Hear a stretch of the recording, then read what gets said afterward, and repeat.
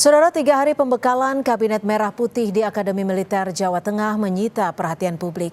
Dari berbagai rangkaian kegiatan yang dilakukan, prioritas dan unjuk kerja para menteri ditunggu.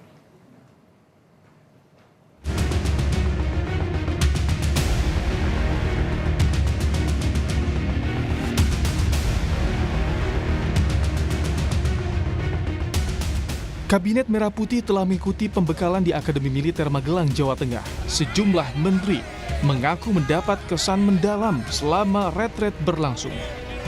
Tak hanya soal kedisiplinan, namun bagaimana para anggota kabinet mampu meraih tujuan yang sama demi bangsa dan kesejahteraan rakyat. Menteri Perumahan dan Kawasan Permukiman, Marwarar Sirait menyebut, selama pembekalan ada sejumlah hal yang ditekankan Presiden Prabowo. Di antaranya bekerja keras, tidak korupsi, saling berkoordinasi karena tidak ada keberhasilan orang per orang, melainkan keberhasilan bersama. Semua anak buah Presiden, tidak ada yang jagoan sendirian. Ya, semua koordinasi. Kedua, kerja keras. Ketiga, tidak korupsi. Keempat, target bagaimana bisa tercapai dengan berkolaborasi bersama. Tidak ada keberhasilan orang per orang, keberhasilan bersama. Itu yang ditekankan. Sementara, Menko Infrastruktur dan Pembangunan Kewilayahan Agus Harimurti Yudhoyono berharap melalui Kemenko yang baru ia pimpin dapat mensinkronisasi semua tugas operasional serta pembangunan.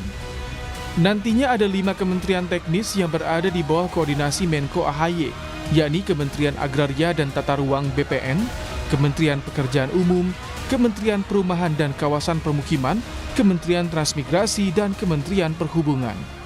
Mudah-mudahan dengan adanya Kemenko yang baru ini bisa mensinkronisasi semua tugas-tugas di lapangan, baik pembangunannya, kemudian juga untuk operasional dan maintenance-nya. Pembekalan di Akademi Militer bukan hal biasa yang pernah dilakukan Presiden Republik Indonesia usai dilantik sebagai pimpinan negara.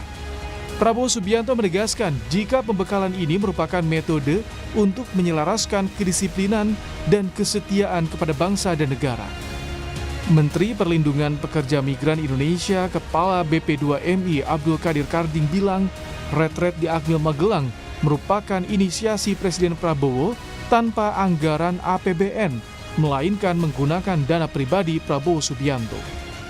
Dibuat oleh Pak Prabowo, ini yang harus kita hormat juga sama beliau, apresiasi bahwa acara ini tidak pakai APBN. Ini pakai biaya yang dikeluarkan sendiri oleh Pak Prabowo. Jadi ini yang betapa beliau serius sebenarnya mempersiapkan acara ini. Pembekalan dan penyamaan visi misi menjadi langkah awal bagi pembantu Presiden untuk memajukan dan mesejahterakan rakyat Indonesia.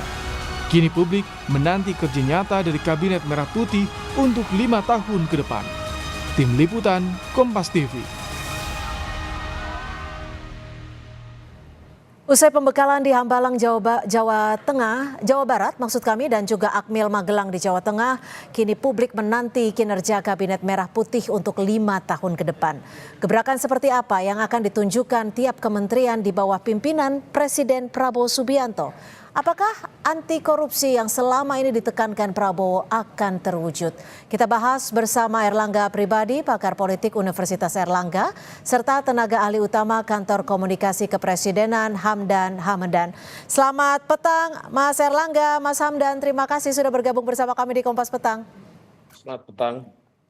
Saya ke Mas Hamdan. Mas Hamdan, ini sebenarnya seberapa besar pembekalan di Akmil Magelang khususnya bisa men-trigger kinerja para menteri-menteri di Kabinet Merah Putih? Terima kasih. Jadi memang kita tahu bahwa retreat yang ada di Hambalang dan Magelang memiliki 3 tujuan utama. Yang pertama adalah penyatuan visi, lalu kedua adalah intellectual enrichment, lalu ketiga adalah meningkatkan team building agar semua kementerian, para menteri, para wakil menteri, kepala badan dapat bersinergi dan bekerja sepenuh hati melayani rakyat Indonesia. Jadi bahwa pembekalan ini akan berdampak besar terhadap meningkatkan sinergitas antara kementerian dan juga memperluas wawasan dalam menghadapi tantangan yang besar. Nah, kalau dari agenda-agendanya sendiri kan ini kan banyak menggaungkan kedisiplinan, kesatuan, penyamaan visi dan juga misi. Kalau dari Magelang sendiri sudah terlihat belum ada kecocokan antara para menteri dan juga para wakil menteri? Ya, kita melihat bahwa sejatinya para menteri, para wakil menteri dan kepala badan adalah the best and the brightest ya. Ya. Putra baik bangsa Indonesia yang dikumpulkan lintas background, lintas latar belakang. Di Magelang tentu diperkuat sinergi dan juga memantapkan visi misi, yaitu satu visi misi, yaitu visi misi presiden. Sehingga pembekalan ini para menteri, para wakil menteri bisa langsung istilahnya gigi 2, gigi 3 untuk menjalankan visi misi presiden.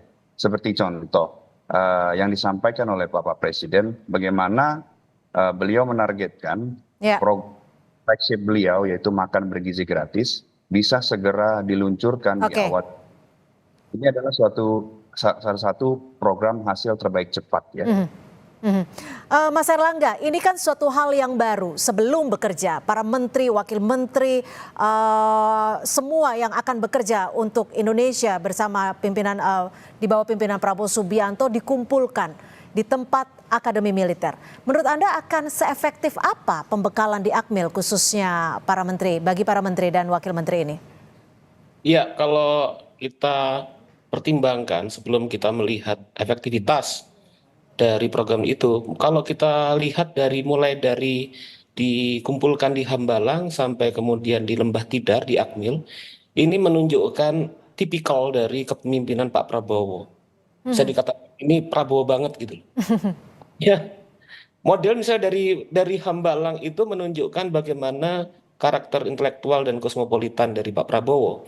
Kalau kita lihat kan ada 7 sekitar profesor luar negeri dan menteri dari negara lain dan segala macam dikumpulkan untuk memberikan wawasan terkait dengan kabinet ke depan.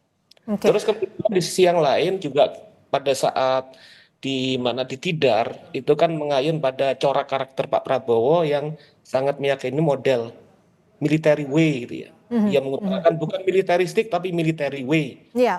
Bagaimana mengkoordinasikan beberapa bagian dari kabinetnya untuk menyatukan visi, berkolaborasi bersama, fokus dalam program-program visi yang akan diperjuangkan.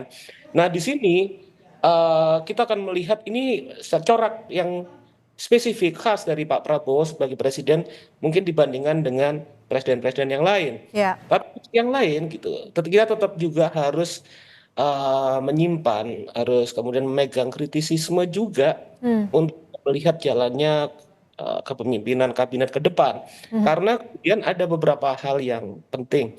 Bahwa kabinet Pak Prabowo ini kalau bisa dikatakan transisi adalah bagian yang memperkuat, melanjutkan dari apa yang telah dilakukan pada kabinet Jokowi.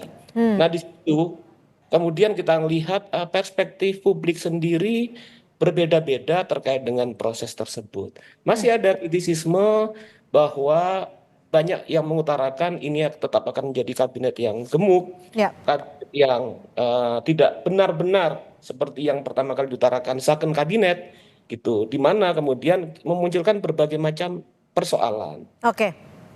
Dan kedua itu juga kemudian saya lihat bahwa tantangan ke depan pemerintahan ini memang sangat berat dan membutuhkan proses yang juga tidak mudah.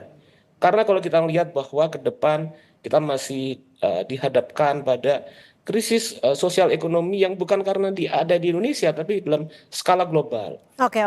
Kemudian melihat bahwa ada problem pelemahan atau pemiskinan dari kelas menengah. Itu tantangan-tantangan yang tidak mudah, saya pikir. Jadi artinya ke depan PR-nya banyak, tugasnya banyak, masalahnya juga banyak. Mas Hamdan, ada tidak gebrakan yang menjadi target dalam 100 hari pertama yang sudah mungkin diminta oleh Presiden Prabowo kepada para pembantunya? Baik, ya, mungkin saya ingin menanggapi. Jadi Kabinet Merah Putih itu adalah kabinet yang terfokus, di mana setiap menteri, para menteri, kepala badan itu ditugaskan untuk menangani bidang-bidang yang spesifik, agar bidang-bidang tersebut bisa mendapatkan atensi, waktu, dan tenaga yang cukup, sehingga hasilnya pun optimal.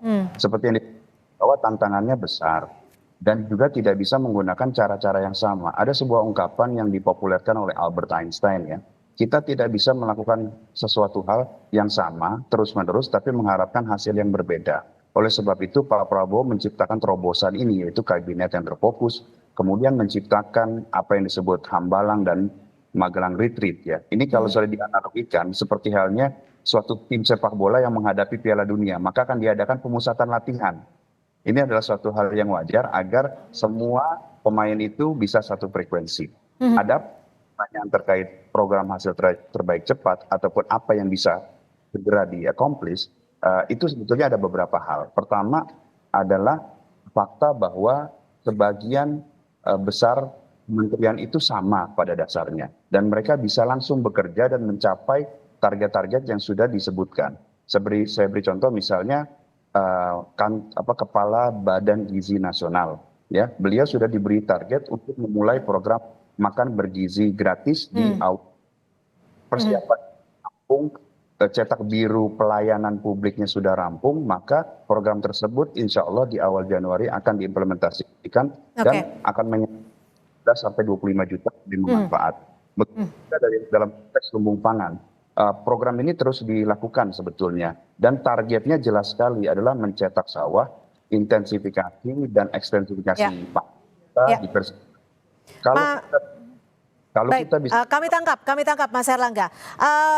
Sorry Mas Hamdan, Mas Erlangga, kalau dilihat ini kan Pak Prabowo selama pembekalan selalu menekankan soal anti korupsi. Ini juga sebenarnya kerap kali dilakukan, diumumkan, ditekankan oleh presiden-presiden terdahulu. Tapi kerap kali pula menterinya, pembantu presiden ini terjerat kasus korupsi. Dengan adanya Akmil ataupun pembekalan di Akmil Magelang ini, apakah para menteri ini akan lebih aware, akan lebih takut untuk menghadapi ancaman-ancaman korupsi?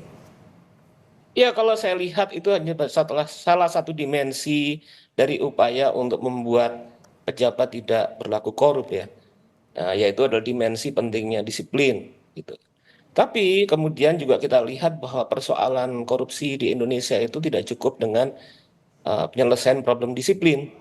Karena misalnya kalau kita lihat ke belakang misalnya terkait dengan beban pemerintahan sebelumnya, kita menyaksikan bahwa secara jujur lembaga institusi anti korupsi, pemberantasan korupsi kita mengalami pelemahan kewenangan dan otonomi gitu. Ketika pada awalnya menjadi lembaga yang otonom, kemudian sekarang berada di bawah subordinasi presiden.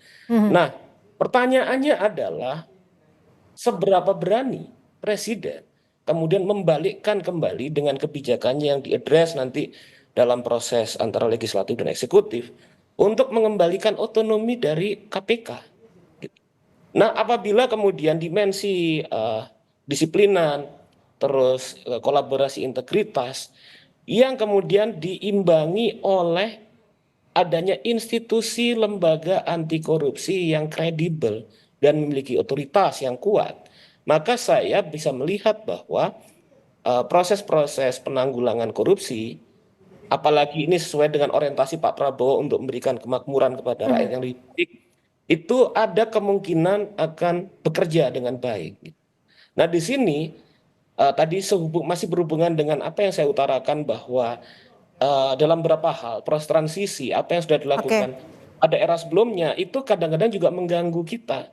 Nah, disinilah keberanian dari Pak Prabowo sebagai presiden untuk melakukan political ruptures, tahan politik dengan masa lalu sebagai bagian dari kebijakan dan kepemimpinan dia sekarang, itu akan sangat menentukan apabila kita menghadapi pertanyaan terkait dengan problem anti korupsi.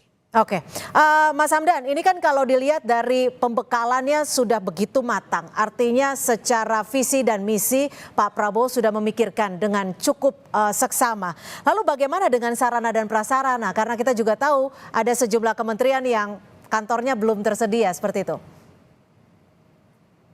Ya, di satu sisi juga begitu banyak kementerian yang sudah bisa langsung bergerak cepat ya, seperti yang saya sampaikan tadi, misalnya Kementerian Pertanian yang hari ini langsung meeting dengan Bapak Presiden dan menyiapkan strategi agar kita bisa swasembada pangan.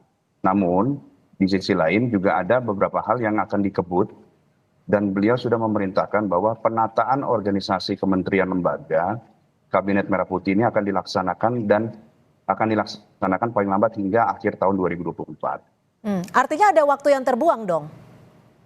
Saya rasa begini, ada mungkin kita kadang-kadang take one step backward, tapi untuk bisa melari lebih kencang lagi. Dengan adanya perampingan dan juga adanya fokus di setiap kementerian, maka akan ada waktu yang jauh lebih banyak bagi setiap menteri dan wakil menteri untuk men-tackle ataupun meng-achieve KPI yang sudah diberikan. Perampingan seperti apa nih Mas Hamdan? Kita menyebutnya adalah kabinet yang terfokus. Karena dulu mungkin kalau ada satu kementerian itu misalnya ada Kementerian Koperasi dan UMKM. Sekarang itu dipisah, ada Kementerian Koperasi dan Kementerian UMKM. Bayangkan begini Mbak, misalnya satu menteri itu bekerja 16 jam per hari. Ya, 16 jam per hari. Maka dia harus membagi waktunya 8 jam, 8 jam. Nah, kalau dia bekerja 1 tahun, berarti waktu yang dia fokuskan itu untuk 8 jam satu bidang itu sekitar 2.900 jam. Tapi kalau dia mengurusi satu hal, maka waktu yang dia luangkan, atensi yang dia berikan itu mencapai 6.000 jam. Oleh sebab itu, KPI-KPI-nya lebih mudah di-track dan juga lebih mudah untuk dicapai.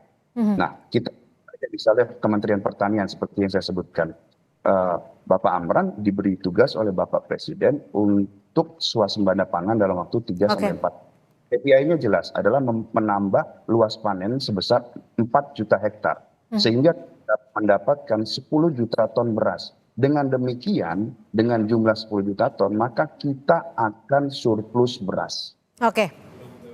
Baik, tentunya ini yang jadi harapan dan juga dinantikan oleh publik kinerja cepat dari para menteri di Kabinet Merah Putih. Terima kasih Mas Hamdan Hamadan, tenaga ahli utama Kantor Komunikasi Kepresidenan, dan juga Mas Erlangga Pribadi, pakar politik dari Universitas Erlangga, sudah bergabung bersama kami di Kompas Petang. Selamat sore.